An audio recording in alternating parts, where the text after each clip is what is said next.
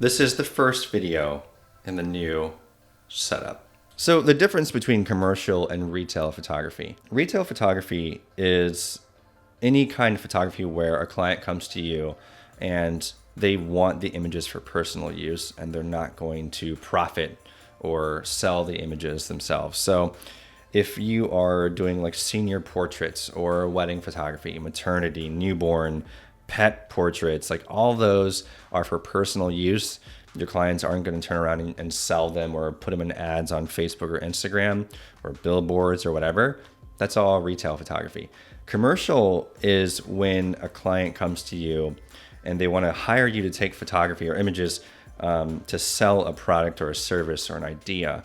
I've heard some photographers say, well, commercial has a very clean style versus retail, which is more, and I'm like, no, it's not a stylistic thing.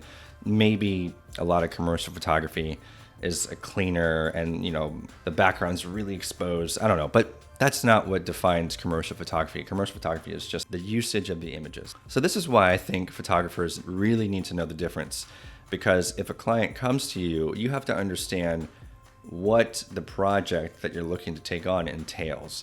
If someone's like, hey, we're just a small boutique and we're going to use the images maybe for advertisements, like that's a red flag there. Oh, if you're going to use it for an advertisement, it's commercial use. Not to say that you should charge an astronomical price just because it's commercial, but definitely understand where the images are going to be used, because that's going to dictate how much you should charge for your work. I'm not sure what I prefer. I really enjoy both aspects of photography. With retail photography, it tends to be a lot less pressure because it's kind of standardized. Like if you're a portrait photographer and you're doing headshot sessions, you can charge basically a standard price because you know that every session is going to be relatively the same. Anywhere from a half hour to an hour in the studio, the client gets to pick 2 images. They're in and out of there for the most part. And post-production doesn't take a crazy amount of time because it's just 1 or 2 images. With commercial, it's kind of like up in the air from client to client. They might approach you and want like a library of images, or it's like 30 or 45 edited images. Or they might say, we just want 3 to 5 images to use, and we're going to use them on billboards and whatever internationally. So it's like you're going to get thrown for a loop because every project is different. So you have to understand what goes into it and how you should charge. Regarding pricing, with retail photography, I have standard rates for the different sessions that I do, whether they're weddings or headshots or portrait sessions. But for commercial, it's a little different. I have a standard day rate, but I don't have a standard total cost because, again, it's going to depend on all the variables involved. I use a service called Blinkbid. Blinkbid, and this is not a sponsored post, I wish it was, but I just like the service. Blinkbid lets me itemize and break down the cost of the production. So you can, put your day rate or your photographer fee at the very top, and then break down exactly all of the expenses that you're going to need to cover, anywhere from having an assistant to any kind of location or permits that you need for wherever you're shooting, the catering if it's going to be like a longer production. I mean, people get hungry, so yeah. Blinkbid's really cool because it really helps to itemize and break down everything, and it makes it easier for your client to see exactly why the shoot is going to cost what it does.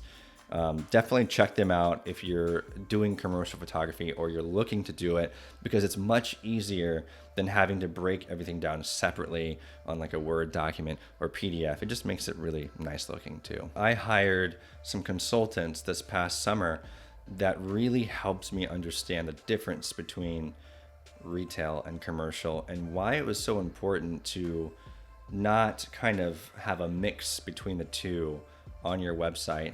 If you are trying to position yourself strongly as a commercial photographer, what they were saying is it helps to have a website dedicated to your commercial work and maybe a website dedicated to your retail work, because a lot of times commercial clients might be kind of put off if they see a bunch of retail, whether it's like, the weddings and the portrait sessions that don't have that commercial appeal, versus someone who's like, hey, here's all of the commercial work that I'm capable of and that I've done.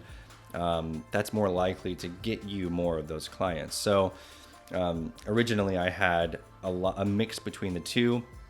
And then I kind of like separated my commercial work on its own. Now it's kind of like a hybrid where I have a little bit of commercial, a little bit of retail, but they're separated on the site.